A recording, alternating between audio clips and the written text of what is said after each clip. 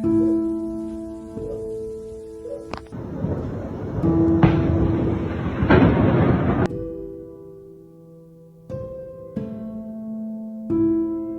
से 10 दिन का कम से कम फूड ले लो, फूड वो भी जिसको आपको नीड नहीं है कुक करने की, और अपने पावर बैंक कर लो चार्ज, और अपने पास में कैश रखो। मकान मालिक बोल रहे हैं कि अब हमारे पास तो पैसे की कमी पड़ने वाली है, तो जो बच्चे हैं उन्हीं को मांग लें। अब बच्चे भी क्या करें, घर वालों को उनको फ्लाइट भी नहीं मिल रही है, तो ऐसे में बच्चे भी डरे हुए हैं, और बच्चे इसलिए कुछ बच्चे दे रहे हैं पैसे ज़बरदस्ती।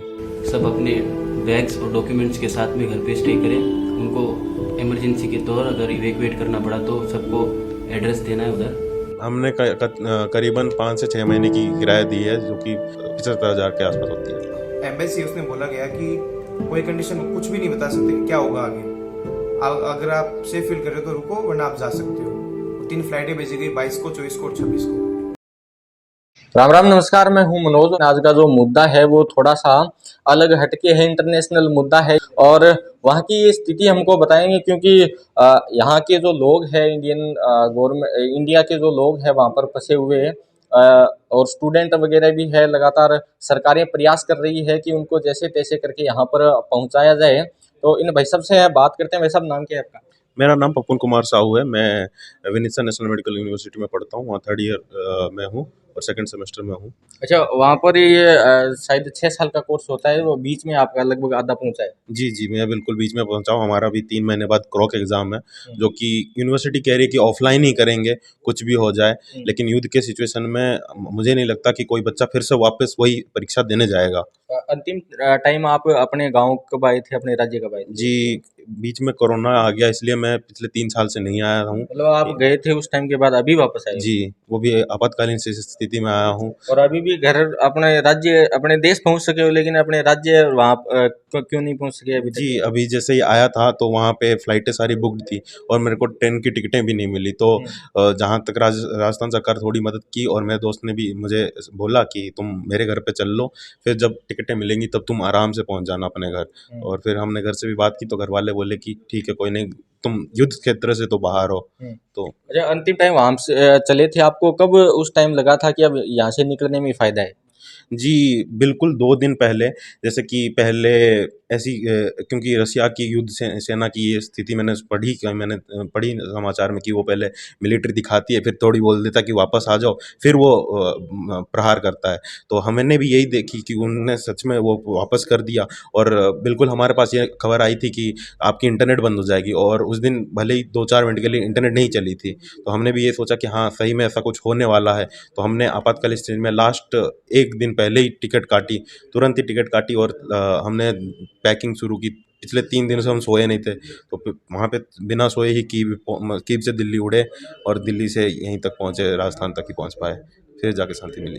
और आज जैसे अपने जो यार वगैरह, दोस्त वगैरह, जो अपने फ्रेंड सर्किल के लोग हैं, वो किस साए में फ़िलहाल जी रहे हैं? उनकी स्थिति क्या है? जी, उनकी ऐसी स्थिति है कि सब बहुत डरे हुए हैं।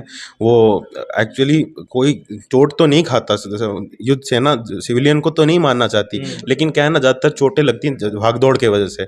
अभी जैसे तब मतलब वहाँ पे जो दुकानें हैं, वहाँ पे बहुत किराने की सामान के लिए भीड़ लग गई है। वहाँ पे कतई लंबी-लंबी लाइनें लगी हैं। मैंने दोस्तों से अभी बात कर रहा था, वो कह रही थी कि सामानें खत्म हो रही हैं, जैसे कि आटा हो गया, ऐसी जो ज़रूरतमंद चीज़ें वो खत्म हो गई। एटीएम से कैश कम हो गई, और बहुत सारे एटीएम बंद होने लग गए हैं। और जहाँ की घर के आसपास 1 किलोमीटर की दूर में कुछ के बमबारी हुई रही हैं, और मिलिट्री वाली बार-बार सर्कल लगा रही है। पुलिस वहाँ पे हर जगह पे बंकर दिए गए हैं, तो कुछ बच्चे बंकर में और कुछ बच्चे डर के मारे अपने बिल्डिंग के बेसमेंट में छुपे हुए हैं। और आप जब आ रहे थे तो एयरपोर्ट की स्थिति क्या थी? कितनी ज़्यादा भीड़ थी? क्या भगदड़ वगैरह थी? क्या था उस जी, टाइम? एयरपोर्ट में हमने एक चीज़ नोटिस किया, हमने एक चीज़ ध्यान दिया कि भारतीय लोगों के अलावा वहाँ पे जितने यूक्रेन के भी जो वहाँ के जो लोग हैं, वो भी मतलब दूसरी एरोप्लेन लेके कहीं और जाना चाहते थे। और ऐसी स्थिति है कि सब लोग बहुत भगदड़ थी कि हाँ, कि हमें जाना चाहिए, कि हाँ, युद्ध हो सकता है, और अभी स्थिति बहुत ही गंभीर हो गई है। अभी एयरपोर्ट भी बंद कर दी गई है, लवी वाली खोली गई है, लेकिन ये कहा जा रहा है कि लवी वाली उतनी क्षमता नहीं है उसमें कि इंटरनेशनल एयरप्लेन अपलोड कर सके। तो वो अभी कीव के बच्चों को वहाँ पे बस में बिठा के वो लोग सोच रहे हैं कि पोलैंड की तरफ ले जाया जाए, ताकि उधर से हम इवैक्यूएट कर सके बच्चों को। अच्छा, वहाँ के लोग हैं वो भी बहुत ज़्यादा डर के साए में होंगे क्योंकि वो भी तो कहाँ निकले हैं। जी हाँ, वो बहुत ही ज़्यादा डर के साए में हैं। वो लोग मतलब बार-बार एम्बेसी को कर रहे हैं, तो अब एम्बेसी ने अभी-अभी कोई टेलीग्राम में ग्रुप बनाया है, वो लोग उधर ऐड हो रहे हैं। तो जो एक्चुअली अभी कुछ जो अभी फ्लाइट कैंसल हो गई, वहाँ के बच्चे अभी वापस नहीं लौट पा रहे हैं, कुछ ट्रेन की दिक्कत हो गई वजह से। तो उन बच्चों को एक जगह पे बुलाया गया है और उनको वहाँ पे बस में बिठा के बाद में सुरक्षित स्थानों पर। स्थान पर पहुँचाया जाएगा।